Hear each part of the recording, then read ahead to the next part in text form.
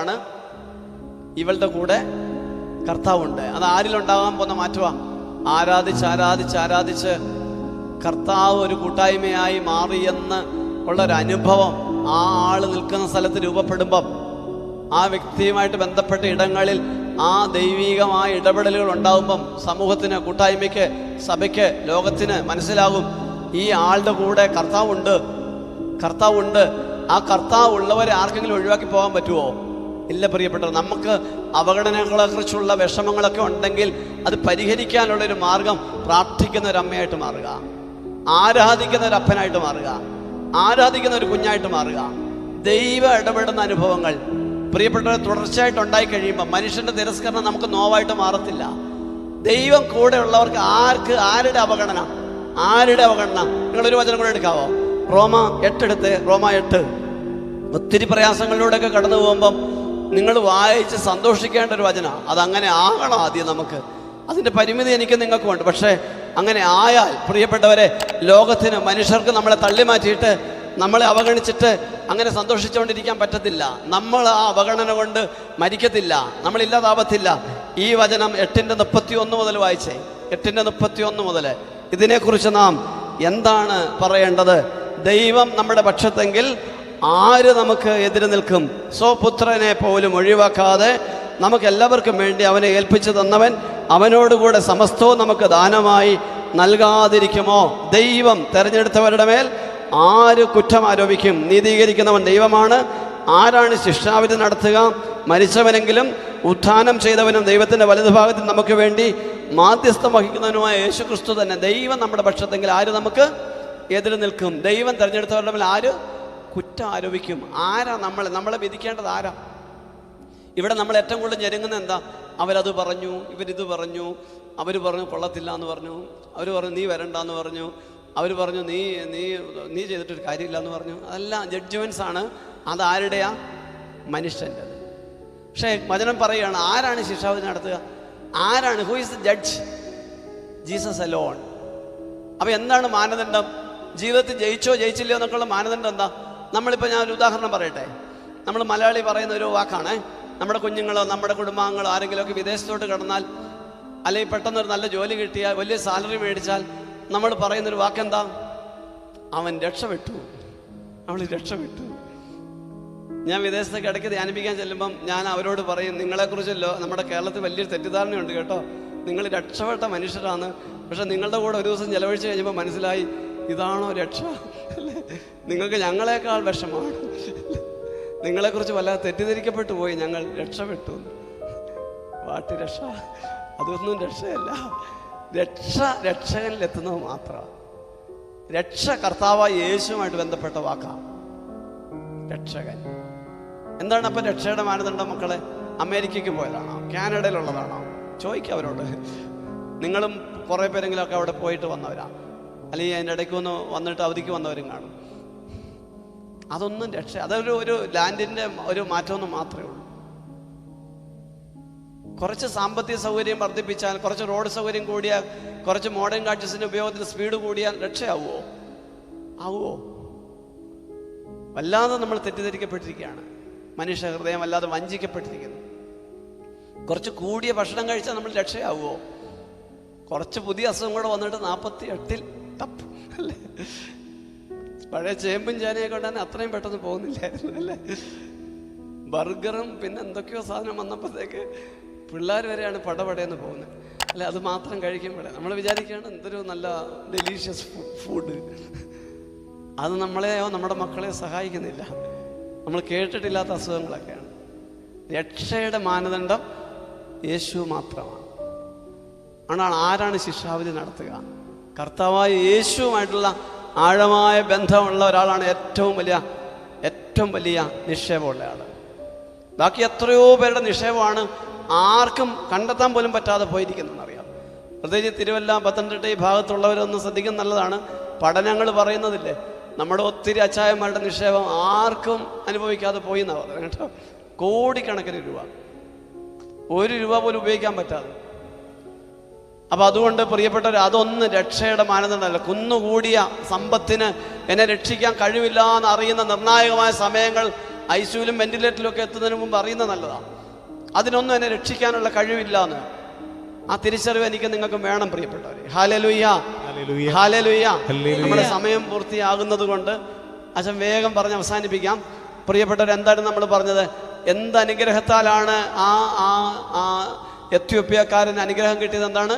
അയാൾ ആരാധിച്ച് മടങ്ങി വരുന്ന വഴിയിൽ നോക്കിയ ദൈവം ഒരാൾക്ക് വേണ്ടി വെയിറ്റ് ചെയ്യുകയാണ്. ശ്രദ്ധിക്കണേ, ഈ കാര്യം പറഞ്ഞ് നമുക്ക് ഇന്നത്തെ സന്ദേശം അവസാനിപ്പിക്കാം. എന്നിട്ട് നമുക്ക് ആരാധിച്ച് കർത്താവിൻ്റെ സ്നേഹവും അനുഗ്രഹവും പ്രാപിക്കാം. ശ്രദ്ധിക്കണം, ദൈവം ഒരാൾക്ക് വേണ്ടി വെയിറ്റ് ചെയ്യണമെങ്കിൽ, ദൈവം ഒരാളെ അനുഗ്രഹിക്കാൻ വേണ്ടി ഒരു ഒരു ഒരു ഒരു ഒരു ഒരു ജംഗ്ഷനിൽ കാത്തു നിൽക്കുന്നത് പോലെ നിൽക്കുന്ന അനുഭവം ഇയാൾക്ക് കിട്ടുന്നത് ആണോ? എത്യോപ്യക്കാരൻ ഷണ്ടന് കിട്ടുന്ന അനുഗ്രഹം എന്താണ്? ദൈവം വെയിറ്റ് ചെയ്യാണ്. ദൈവം എന്താണ് ഇയാൾ ചെയ്ത രണ്ട് കാര്യങ്ങൾ, രണ്ട് നന്മകൾ പറഞ്ഞ് എന്തായിരുന്നു ചെയ്ത നന്മ? ഒന്ന്, അയാൾ ആരാധിച്ചു. ഒന്ന് ആലോചിച്ച് നോക്കിയേ. ഞാനിങ്ങനെ ചിന്തിക്കാറുണ്ട്. ഞാൻ പോലും ദൈവ ശുശ്രൂഷകൾ കഴിഞ്ഞ് തിരിച്ചു പോകുമ്പം ഇങ്ങോട്ട് വന്ന അത്രയും ശക്തിയിൽ പ്രാർത്ഥിക്കാറില്ല. ഞാൻ പറഞ്ഞ മനസ്സിലായോ? ഇങ്ങോട്ട് വരുമ്പോൾ ഞാൻ ഇങ്ങനെ കൊന്ത ചൊല്ലിയാണ് വന്നത്. തുടർച്ചയായിട്ട് കൊന്ത ചൊല്ലിക്കൊണ്ടാണ് ഞാൻ ഇങ്ങോട്ട് വന്നത്. തിരിച്ചു പോകുമ്പം പലപ്പോഴും ഞാൻ ശ്രദ്ധിക്കുന്നത്, എനിക്ക് അല്പം ലാഘവത്വം വന്നിട്ട് ഞാൻ ചിലപ്പം വെറുതെ ചിലപ്പോൾ അങ്ങ് പോകും. എന്താണേലും പ്രാർത്ഥിച്ച് ആരാധിച്ച് ശക്തി കിട്ടിയതല്ലേ എന്നുള്ള ചിന്തയിൽ നമ്മൾ ചിലപ്പം ഫോണൊക്കെ വിളിച്ചങ്ങ് പോകും. പക്ഷേ ആ പ്രാർത്ഥനയ്ക്ക് വരുമ്പം നമുക്ക് അതിൻ്റെ അഭിഷേകത്തിൽ നിൽക്കാൻ വേണ്ടി നമ്മൾ ഉണർവോടെ പ്രാർത്ഥിച്ച് കുറേ പേരോട് പ്രാർത്ഥനയൊക്കെ ചോദിച്ചിട്ട് വരും. നമ്മളും പ്രാർത്ഥിക്കും, ഇല്ലെങ്കിൽ ദൈവസാന്നിധ്യ സഹായം കിട്ടത്തില്ലെന്നറിയാം. പക്ഷെ പ്രാർത്ഥന കഴിയുമ്പോൾ പലപ്പോഴും നമുക്കൊരു അലസതയിലേക്ക്, നമുക്കൊരു സംതൃപ്തി കിട്ടും അല്ലേ? നമ്മൾ എന്താണ് 3 മണിക്കൂർ പ്രാർത്ഥിച്ചവരാണ്, ഇനി 2 മണിക്കൂർ സിനിമ കാണാം അല്ലേ? അങ്ങനെയാണ് പലപ്പോഴും നമ്മൾ പോയി നശിക്കുന്നത്. അതുകൊണ്ടാണ് പറയപ്പെടുന്നത്, വിമോചനം ആരാധിക്കാൻ വേണ്ടിയാന്നുള്ള സത്യം നമ്മൾ തിരിച്ചറിയണം. വിമോചനം കിട്ടിയത് നമ്മൾ വെറുതെ ലോകത്തിൻ്റെ ഒരു കാര്യത്തിലേക്ക് പോകാനല്ലായിരുന്നു, നമുക്ക് കൂടുതൽ ശക്തിയോടെ കർത്താവിൻ്റെ കാര്യങ്ങളിൽ വ്യാപരിക്കാനായിരുന്നു. അങ്ങനെയൊന്നും വ്യാപരിച്ച ജീവിതങ്ങൾക്കെല്ലാം അതിൻ്റെ അനുഗ്രഹം കിട്ടും. ഈ അടുത്ത് ഞാൻ അങ്ങ് വിദൂരത്തിൽ അല്പം മലമുകളിൽ ഒരു സ്ഥലത്ത് ധ്യാനിപ്പിക്കാൻ പോയി. അല്പം 5 മിനിറ്റ് കൂടെ മുമ്പോട്ട് എടുത്താൽ നിങ്ങൾക്ക് ബുദ്ധിമുട്ടുണ്ടോ? നിങ്ങൾ ഇറങ്ങി ഓടുവോ? ഇല്ലല്ലോ അല്ലേ? ഒരു 5 മിനിറ്റ് കൂടെ കൂടുതൽ എടുക്കുകയാണ്. അപ്പം ഞാനിങ്ങനെ ഒരു വിദൂരതയിൽ ധ്യാനിപ്പിക്കാൻ പോയി ഒരു സമർപ്പിത സമൂഹത്തെ. അവർ വളരെ ആദിമസഭയുടെ ചൈതന്യത്തോടെ, അവരാരാന്നൊന്നും ഞാൻ പറയുന്നില്ല, വ്യക്തിപരമായിട്ട് ചോദിക്കുകയാണെങ്കിൽ പിന്നെ പറയാം കേട്ടോ. എല്ലാം ഒന്നും വിളിച്ച് പറഞ്ഞാൽ അവർക്ക് കിട്ടേണ്ട അനുഗ്രഹം ഞാൻ കളയുന്നില്ല അല്ലേ? അവർ ആദിമസഭയുടെ ചൈതന്യത്തോടെ അത്ര ഉണർവോടെ ആരാധിക്കുന്ന ഒരു കൂട്ടായ്മയാണ്, അത്രയും മാത്രം പറയാം. അപ്പോൾ ഇവരെ ഞാൻ ധ്യാനിപ്പിച്ച് ധ്യാനം ഒക്കെ കഴിയാറായപ്പോഴത്തേക്ക് അവിടുത്തെ ആ സുപ്പീരിയറായിട്ടുള്ള ആൾ എന്നോടിങ്ങനെ ഒരു വ്യക്തിപരമായ പ്രാർത്ഥനാനുഭവമൊക്കെ പങ്കുവെച്ചപ്പോൾ അവർ പറഞ്ഞു, അച്ഛാ ഞങ്ങൾ ഈസ്റ്റർ ആഘോഷിക്കുന്നത് എങ്ങനെയാണെന്ന് അറിയാമെന്ന് ചോദിച്ചു. Easter, Christmas. അപ്പോൾ എനിക്ക് ഒത്തിരി കൗതുകം തോന്നി, അതൊന്ന് അറിഞ്ഞാൽ കൊള്ളാമെന്ന് എനിക്ക് തോന്നി. കാരണം നിങ്ങൾക്ക് എല്ലാവർക്കും അറിയാം, ഈസ്റ്ററിലും ക്രിസ്മസിൻ്റെ ഒക്കെ പ്രധാനപ്പെട്ട ദിവസങ്ങളിലാണ് നമ്മൾ ഏറ്റവും കുറവ് ആരാധിക്കുന്നത്. പള്ളിയിൽ പോയി ആരാധിച്ചു, അത് ഞാൻ day long, morning till night. Easter December 25, Christmas ഒക്കെ ആലോചിച്ച് നോക്കുന്നത് നല്ലതാണ്. സമർപ്പിതരും വൈദികരും പോലും അന്നാണ് ഏറ്റവും കൂടുതൽ നമ്മൾ ഭക്ഷണം കഴിക്കുന്നത്, ഏറ്റവും കൂടുതൽ ഉറങ്ങുന്നത്, ഏറ്റവും കൂടുതൽ അങ്ങനെ പോകുന്നത്. ഒന്ന് ചിന്തിക്കുന്നത് നല്ലതല്ലേ? ഈശോ ഏറ്റവും കൂടുതൽ നമുക്ക് വേണ്ടി അനുഗ്രഹം തരുന്ന ദിവസത്തിൽ അവരാണ് എനിക്ക് ആ ബോധ്യം തന്നത്. അച്ഛാ, ഏറ്റവും കുറവ് ഈശോയ്ക്ക് ആരാധന കിട്ടുന്ന ദിവസം അതായതുകൊണ്ട് ഞങ്ങൾ അന്ന് ഏറ്റവും കൂടുതൽ അങ്ങ് ആരാധിക്കുന്നു. മനസ്സിലായോ? എനിക്ക് വല്ലാത്തൊരു വെട്ടമായിരുന്നു. ആ ഈസ്റ്റർ സെലിബ്രേഷൻ കഴിഞ്ഞിട്ട് വന്നിട്ട് അവരൊന്നിച്ച് ആഘോഷമായിട്ട് കൂട്ടായ്മയിലിരുന്ന് നല്ല ഭക്ഷണമൊക്കെ കഴിച്ചിട്ട് പിന്നെ അങ്ങ് ആരാധന തുടങ്ങുവാണ് പകല് മൊത്തം. എന്നിട്ട് അവരതിന് പറയുന്ന ഒരു കാരണം ഇതാണ്, അന്നാണ് ഈശോയ്ക്ക് ഏറ്റവും കുറവ് ആരാധന കിട്ടും. സത്യമല്ലേ? എനിക്ക് സത്യമായിട്ട് തോന്നി. പ്രിയപ്പെട്ടവരെ, ആ എത്യോപ്യക്കാരൻ, ആ ഭണ്ഡാര വിചാരിപ്പുകാരൻ എന്താ ചെയ്തത്? ആ രാജ്ഞിയുടെ, കൽദാക്യ രാജ്ഞിയുടെ ആരാധന കഴിഞ്ഞു പോകുമ്പോഴും കർത്താവിനെ വിടാതെ ബൈബിളും എടുത്ത് തുകച്ചുരുളിലായിരിക്കണം അന്നത്തെ വചനഗ്രന്ഥം. ആ തുകച്ചുരുളുകൾ പരിശോധിച്ച് യേശയ്യായുടെ പ്രവചനഗ്രന്ഥം വായിച്ചുകൊണ്ടിരിക്കുക. ദൈവത്തിന് അവനെ വിടാൻ പറ്റുമോ? ദൈവം കാത്തു നിൽക്കും. പ്രിയപ്പെട്ടവർ, ദൈവം കാത്തു നിൽക്കുകയാണ്. ദൈവം തൻ്റെ പ്രിയപ്പെട്ട ശിഷ്യനെ 90 കിലോമീറ്റർ യാത്ര ചെയ്യിപ്പിക്കുകയാണ്. ഒരാൾ ആരാധിക്കുക മാത്രമല്ല, ആരാധിച്ച് തിരിച്ചു വരുമ്പോഴും അതേ വചനവും പഠിച്ചുകൊണ്ടിരിക്കുന്നു. അവനെ നമുക്ക് നമ്മുടെ ആളാക്കിയാൽ ആ എത്യോപ്യൻ സഭ മൊത്തം അഭിഷേകം പ്രാപിക്കും. അങ്ങനെ ഒരാളെ ശിഷ്യനാക്കിയാലില്ലേ, ആ സഭയ്ക്ക് പിന്നെ വചനത്തിന് സമൃദ്ധി കൊടുക്കുന്ന ഒരു ശിഷ്യത്വത്തിൻ്റെ വഴിയായിരിക്കും പിന്നെ ഉള്ളത്. അതുകൊണ്ട് പ്രിയപ്പെട്ടവരെ, എന്നെയും നിങ്ങളെയും തോൽപ്പിക്കുന്ന ഒരു അനുഗ്രഹമായിട്ട് ഇതിനെ നമ്മൾ സ്വീകരിക്കണം. നമ്മൾ ഇതിനെ ഏറ്റെടുക്കണം. എന്താണ്? ആരാധിച്ച് അഭിഷേകം പ്രാപിച്ച് പോകുന്ന എന്തിനു വേണ്ടിയാ? എൻ്റെ ഉണർവ് നഷ്ടപ്പെട്ട പ്രാർത്ഥനാ ജീവിതത്തെ വീണ്ടും സജീവമാക്കാൻ. രാത്രിയുടെയൊക്കെ ഇടവേളകളിൽ എഴുന്നേറ്റിരുന്ന് പ്രാർത്ഥിച്ചിരുന്ന അമ്മച്ചിമാരിവിടെ ഉണ്ട്, അപ്പന്മാരുണ്ട്, മുട്ടുകുത്തിയിരുന്നവരുണ്ട്. ഇന്ന് എന്ത് ചെയ്യും?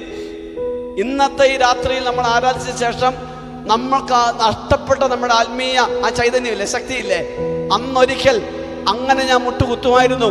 അന്ന് അതിൻ്റെ അനുഗ്രഹം എനിക്കും എൻ്റെ കുടുംബത്തിനും ഉണ്ടായിരുന്നു. ഇന്ന് ഞാൻ തളർന്നുറങ്ങുക ഇന്ന് പറ്റുന്നില്ല. ആ പറ്റാത്ത എൻ്റെ അവസ്ഥകളിലേക്ക് ദൈവശക്തി കടന്നു വന്ന് എന്നെ ആരാധിക്കാനും പ്രാർത്ഥിക്കാനും ദൈവജനത്തിന്റെ ശക്തിയായി വീണ്ടും എഴുന്നേൽപ്പിക്കാനും കൃപയും കരുത്തും തരുന്ന ആത്മാവിൻ്റെ ഒരു അഭിഷേകം കിട്ടാൻ വേണ്ടി രാവിലെ നമുക്ക് ആരാധിച്ചാലോ? നമുക്ക് എല്ലാവർക്കും എഴുന്നേറ്റ് നിൽക്കാം. ദൈവത്തിന്റെ സന്നിധിയിൽ പ്രിയപ്പെട്ടവരെ, ഈ ഒരു അഭിഷേകം നമുക്ക് ആരാധിക്കാനുള്ള ഒരു ശക്തി, നമുക്ക് സ്തുതിക്കാനുള്ള ശക്തി, നമുക്ക് തിരുവചനം പഠിക്കാനുള്ള ശക്തി, തിരുവചനം ലോങ് ടൈം നമ്മൾക്ക് കർത്താവിൻ്റെ തിരുവചനം ശക്തമായിട്ട് പഠിക്കാനും മനസ്സിലാക്കാനും ധ്യാനിക്കാനുള്ള ശക്തി, നന്നായി കുർബാനയിൽ ഒരുങ്ങി വരാനുള്ള ശക്തി, നമ്മുടെ വ്യക്തിപരമായ പ്രാർത്ഥന കൂടി സജീവമാകാനുള്ള ശക്തി കർത്താവിൻ്റെ ആത്മാവ് നൽകണമെന്ന് ആഗ്രഹിച്ചുകൊണ്ട് ഈ സമയം നമുക്ക് ശക്തമായിട്ട് കർത്താവിനെ സ്തുതിക്കാം. എല്ലാ മക്കളും സ്തുതിക്കട്ടെ. ഹല്ലേലൂയ, ഹല്ലേലൂയ, ഹല്ലേലൂയ, ഹല്ലേലൂയ, ഹല്ലേലൂയ. യേശുവേ ആരാധന, ആരാധന, ആരാധന, ആരാധന. ഹല്ലേലൂയ, ഹല്ലേലൂയ, ഹല്ലേലൂയ, ഹല്ലേലൂയ, ഹല്ലേലൂയ, ഹല്ലേലൂയ.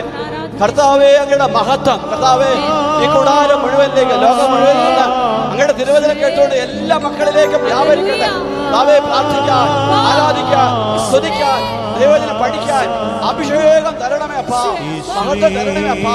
അഭിഷേകം, അനുഗ്രഹം എല്ലാവരിലേക്കും വ്യാപരിക്കട്ടെ. മഹത്വം വ്യാപരിക്കട്ടെ, അനുഗ്രഹം വ്യാപരിക്കട്ടെ, വിശുദ്ധീകരണം വ്യാപരിക്കട്ടെ, പരിശുദ്ധാത്മ നിറവ് എല്ലാ ജീവിതങ്ങളിലും കിട്ടട്ടെ. ഹല്ലേലൂയ, ഉണർവോടെ